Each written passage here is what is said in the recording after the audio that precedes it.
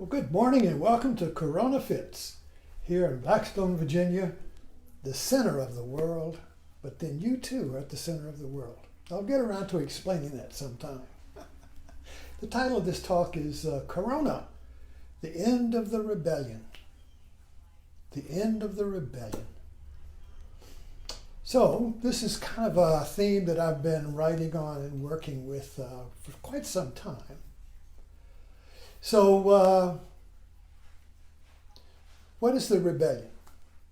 Well, Trump is a good personification of that. Now that the word is out that everyone should wear a mask, Trump says, I won't wear a mask. Or if there is an eclipse and the message is, the parent says, don't look at the sun, and Trump looks at the sun. If the parent says, wear a mask, Trump says, I'm not going to wear a mask. Whatever the parent says, Trump says, I'm not going to do that. I'm not the parent. I'm a grown-up man. I do what I want. Science, the parent science, what do they know? Oh, wait a minute, I don't think I ever got... What does science know? The experts, these parents. So if you put it in the framework of the parent and the adolescent. Now, we've all been an adolescent. Well, actually, before the first no is always with the little child, maybe 3, 4-year-old, 2-year-olds, I don't know, whatever. There's an age of no. Do you want some cereal? No. Do you want to go out? No. Do you want this? No. In other words, that's the first effort to define myself as an individual. I can only be an individual. See, before we became an individual, your face before your parents were born was where you had no face, no individual identity. You were the mother, you were the world. As the infant, you are the world is you. You have not created any boundary, sense of self, of me and that, you see. So we have to create that.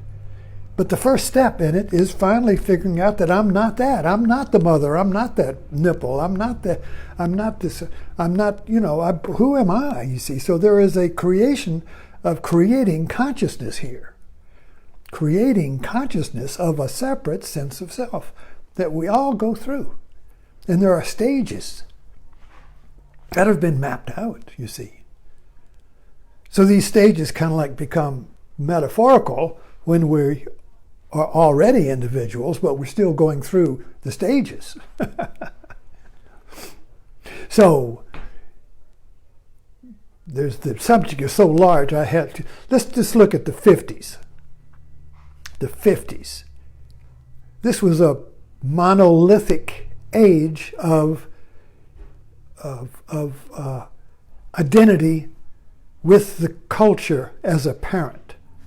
The only rebels in the 50s were the beatniks, a small group of artists and people who weren't going to be mainstream.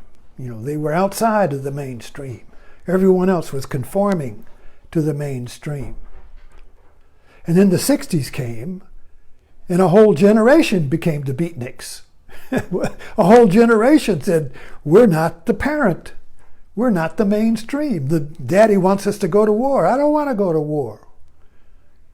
So these hippies, the beatniks of the 60s, began to experiment with new realities and new ways of relationship that were more cooperative. Cooperatives, that was the word in the 60s, cooperatives, communes. Living as a tribe, not according to the parent, which was basically a mythos of every person for themselves. Anyway, but I think you get the idea here that there was a rebellion in the 60s, and that morphed into a political rebellion of the GOP, who defined itself as being not liberal. So liberalism kind of like became the parent the mainstream media, the mainstream science, the mainstream this and that, the establishment, the deep state, all these different names is kind of like basically a word for the parent society. So in order for me to be a separate person with an individual uniqueness, you see, I've got to be different from the parent. So I create a culture of rebellion in a political party. We can see this. Survival of the fittest. So it kind of stresses individuality, individualism, survival. Pull yourself up by your Western mythos, pull yourself up your bootstraps. What? You can't you can't ride a horse, you can't lift a hammer, you city slicker, Get a job, you punk. All of these mythos going into the strong individual. Self-reliant. Oh, there's nothing wrong with that. But it's created this political rebellion, an adolescent rebellion. So if the parent says, wear a mask, the adolescent says, I'm not going to wear a mask. If the parent says, don't go to the beach, the adolescent says, I'm going to the beach. I know what's best. I just follow my instinct. I don't listen to these authorities, you see. So so the title of this talk, you see, is the idea here is that Corona is the end of this rebellion. And this is why the right, extreme right, identifies with the Confederates, because they were rebels. Against what? Against the establishment, the North, the federalism, the federal government, the Yankees. This machine, you see. Even Apple, Steve Jobs, built his whole industry, his business, his product on the rebel. Remember the famous ad at the Super Bowl in 1984 or 3? And IBM, you see, was the parent. IBM was the machine. IBM was the PC culture. And Apple was the individual. The Apple man was the unique, true human, the instinctive, the natural human, the individual, you see. And he wasn't a PC man. He wasn't an IBM man, you see. So this mythos runs through all of everywhere, and I'm not faulting anything. I'm just saying need to be conscious of it. And so Trump, you see, basically has personified and given a center or a tent pole, so to speak, to this rebellious tent where all the rebels get in. So even if evangelicals are rebels, if the society, humanism is atheistic, they kick God out, well, the evangelicals are rebellious against that. They bring God back in. That's rebellion, you see. So even that, so the rebel Christians, you see, and the rebel the conservatives, you see, all kind of like coalesce together. And now comes Corona. Now the only way to defeat Corona is not being rebellious, but to obey the parent. If the parent society, science, the wise man, you see, if the wise man, the one who knows, the scientist, the authority, says, stay at home, don't congregate, wear a mask, wash your hands, the rebel, as a posture, will say instinctively, well, I'm not going to do that. I don't have to do that. I'm a rebel. I know what's best. I'm free. So it's just like a reflex, you see. So this reflex of rebellion is what Corona brings to an end. Because now, if you don't obey the parent and stay home and wear a mask and wash your hands, you're going to die. So all of our adolescent posturing cannot sustain now, cannot hold, you see. Death comes to make us grow up. Death comes to make us cooperate. Corona comes to change the paradigm of this defining ourselves by being not the mainstream. Like Mitch McConnell when Obama was elected. Well, he said, speaking for the Senate, the Republican, well, we're going to undo whatever Obama does. We're not going to do what Obama says. We are not Obama. And Trump began his whole campaign on not being Obama.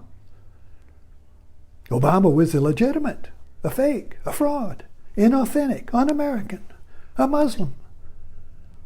And that grows into all kinds of absurd anti-God, whatever. But the point was, we are not Obama. Who are you? Well, I'm not Obama. Well, who are you? Well, I'm not liberal. I'm not a libtard. Well, who are you? I'm not a libtard. But who? I told you I'm not that.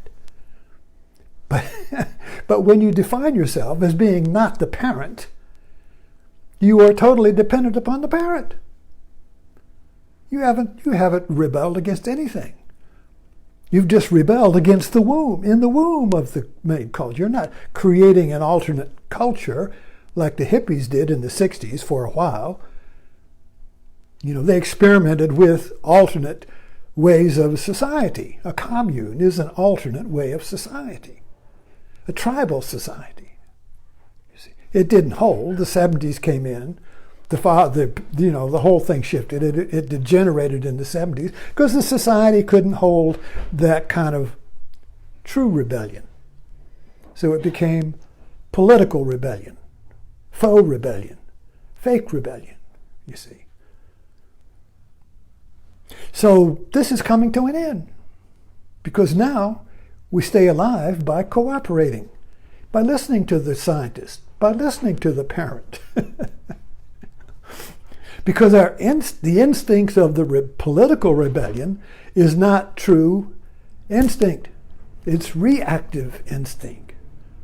You see, the instinct of the political rebellion, the cultural rebel, the subculture rebel, the cult, the instinct of that is to just do the opposite of what the parent says, of what the mainstream culture says. Whatever they say, I'm doing the opposite. Well, that's crazy. That's adolescent. That's childish. That's what's the word? Arrested development. Arrested development. Half cooked, not baked.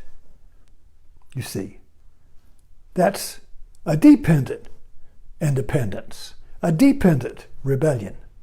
Whatever the parent says, I'm doing the opposite.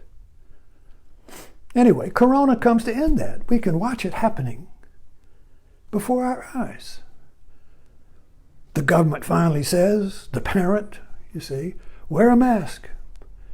Well, I'm not going to wear a mask, says Trump. And guess what? His adolescent gang won't wear a mask.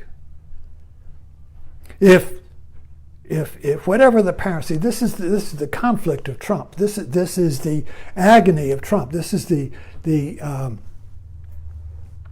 end of Trump, because his whole posture has been to be outside of the parent, outside of the establishment, outside of the mainstream.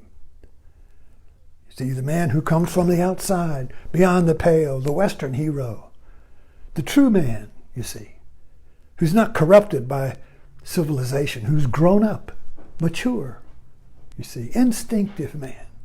This is kind of like Rousseau before the French Revolution.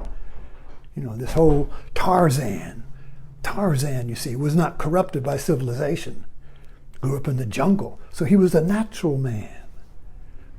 Crocodile Dundee, a natural man. All this is in our mythology, in our movies. The natural man, Indiana Jones, all of our heroes, Clint Eastwood, Dirty Harry, all these guys are natural men, you see. They're not corrupted by laws and civilization and culture and liberalism and humanism and all of that stuff, you see. They're free to do what they want, you see. But when it becomes politicized, when it becomes a cult, a religion, an ideology, you see, then it becomes a dependent independence. It's only independent as long as it's saying no to the parent or the main culture. And that's dependent. That's immature independence. That's half-baked independence. That's premature ejaculation, so to speak. Anyway, thanks for dropping into today's Corona Fit.